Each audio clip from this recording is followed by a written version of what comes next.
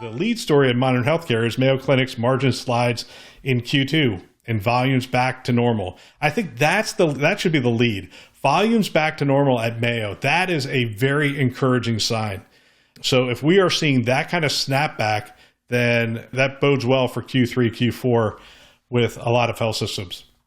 But with that being said, Mayo's slide is a little different than other people's slide. Their margins usually run at about 9-10% for this quarter. I'm looking at the headlines. It doesn't tell me in the headline. I'm just remembering back to the JP Morgan conference.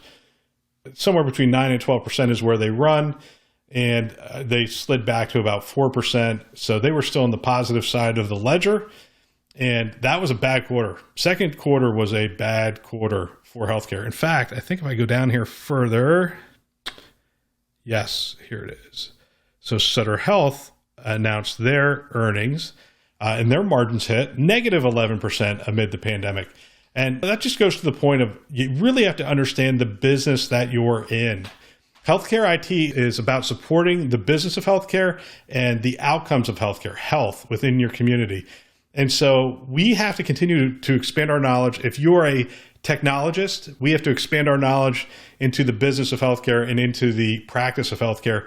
If you're a physician who happens to be brought into technology, then hopefully you're listening to this show to get more grounded in some of the technology as we geek out from time to time, and that helps you. But for those of you who are technologists, I want to keep encouraging you to understand the business. Do you know what case mix index is? Do you understand the competitors that are coming to your market? What does it mean? Do you know what a low asset strategy is going into your markets?